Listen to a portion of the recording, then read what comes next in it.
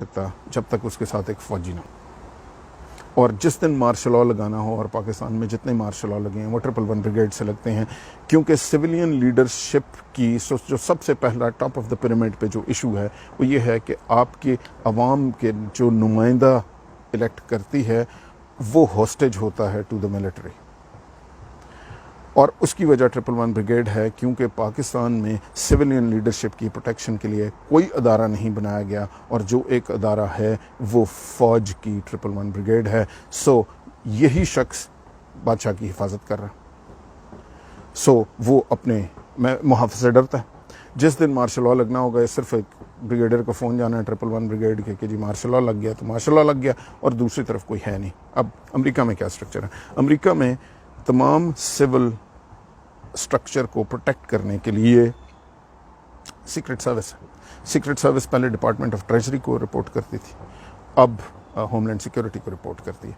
Secret service जो है multi billion dollar trend है, टोटल सिविलियंस हैं, लेटेस्ट वेपन है, एयरफोर्स वन से लेके उनकी जो प्रेसिडेंट की गाड़ी है, जो उसके साइलोज हैं, जो उसकी बीवी बच्चे, हर शख्स को प्रोटेक्ट सीक्रेट सर्विस करती है।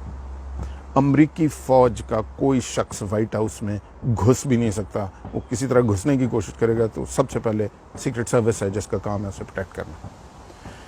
सो सिविलियन तमाम चीज़ों को प्रोटेक्ट करने के लिए एक कॉन्स्टिट्यूशनली अलग फोर्स रेज की जाती है, और ये किसी भी मुल्क में फ़ौज नहीं प्रोटेक्ट करती। यही स्ट्रक्चर यूके में है, यही स्ट्रक्चर कनाडा में है, यही स्ट्रक्चर इंडिया में।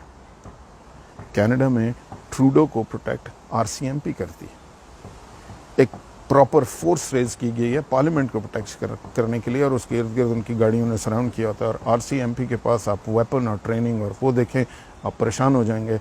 Nobody can dare challenge the civilian leadership with in Canada because civilians are protecting it. India में जो मोदी की सिक्योरिटी है वो सारी की सारी सिविलियन लीडरशिप के पास है। सो पहली चीज़ जो आपकी इस्टेब्लिशमेंट को पावर दे रही है, जिसने एक बंदा कंटिन्यूसली वज़ीर आज़म के इधर खड़ा किया हुआ है, जिसको आपको हटाना ज़रूरी है, मुल्क के इंटरेस्ट में ज़रूरी है, और सारी दुनिया में हटा हुआ है, वो आपको 111 ब्रिगेड हटाना पड़ेगा।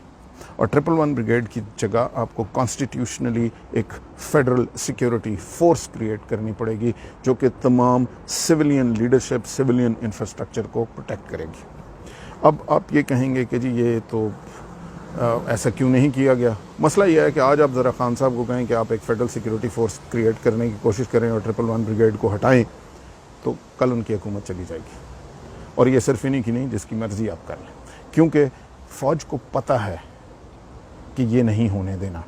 और एक्चुअली तो फेडरल सिक्योरिटी फोर्स एग्जिस्ट करती थी, और जब 5 जुलाई 1977 को ज़ियाउल हक ने मार्शल लॉ डिक्लेयर किया, तो सबसे पहला ऑर्डर क्या था? सबसे पहला ऑर्डर फेडरल सिक्योरिटी फोर्स को डिसबैंड किया गया, ख़त्म कर दिया गया। बड़ी इंटरेस्टिंग है। भुट्टो साहब ने एक फेडरल सिक्योरिटी फोर्स रेज की थी जिसका एग्जैक्टली यही काम था कि तमाम सिविलियन लीडरशिप और सिविलियन इंफ्रास्ट्रक्चर को फेडरल सिक्योरिटी फोर्स प्रोवाइड करेगी, को प्रोटेक्ट करेगी। वो बहुत हेविली फंडेड थी, टोटल फौज से उसका कोई ताल्लुक नहीं था, लेकिन वेपन, ट्रेंड, बंदे, हर चीज़ थी।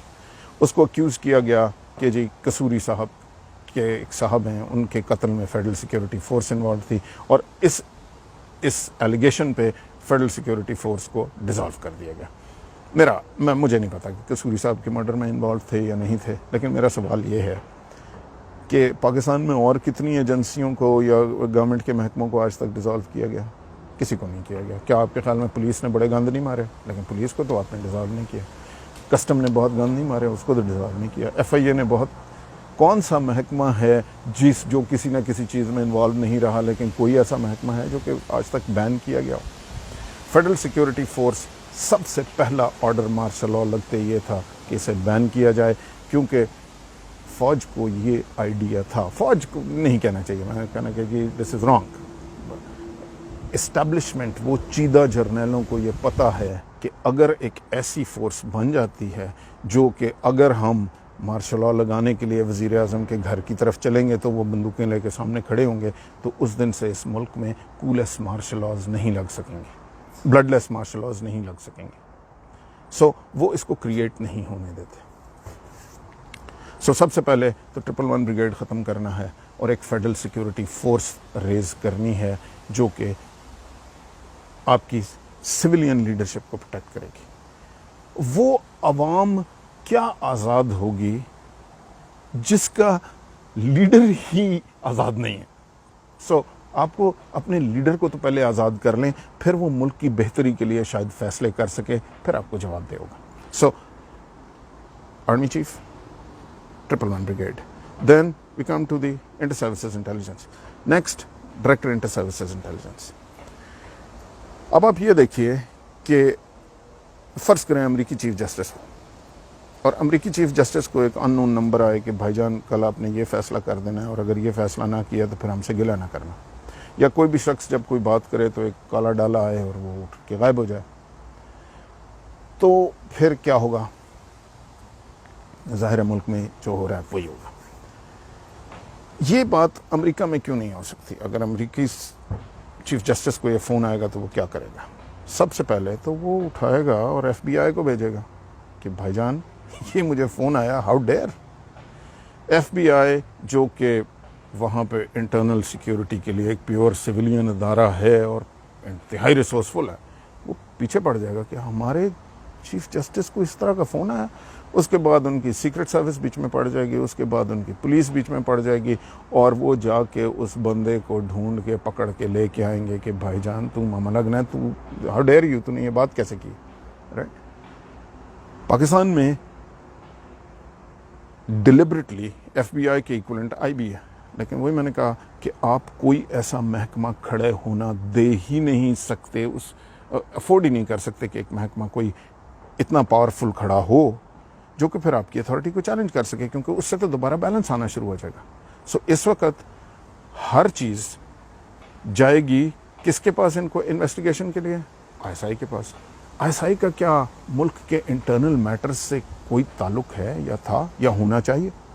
نہیں ہونا چاہیے. یہ کام آئی بی پاورفل ہونی چاہیے، ایف بی آئی کے ایکولنٹ اسے ہونا چاہیے. آئی ایس آئی کا ایکولنٹ تو سی آئی اے ہے، اس کا ایکولنٹ تو را ہے. کیا سی آئی اے فوجی محکمہ ہے؟ کیا اس کا ہیڈ لیفٹیننٹ جنرل ہوتا ہے، میجر جنرل ہوتا ہے؟ کیا اس میں فوجی کام کر رہے ہوتے ہیں؟ نہیں، تو نہیں ہوتا. انڈیا کی جو را ہے، کیا اس کا ہیڈ کوئی فوجی ہے؟ نہیں ہے، آئی جی پولیس ہے. اس کے جتنے اندر آپریٹیوز کام کر رہے ہیں وہ پولیس والے کام کر رہے ہیں یا فارن آفس والے کام کر رہے ہیں. دیکھیے اس کا ایک بیک گراؤنڈ ہے. جتنی بھی انٹیلیجنس ایجنسیز ہوتی ہیں ان کا کیا کام ہوتا ہے اور یہ کہاں سے بنی ہے؟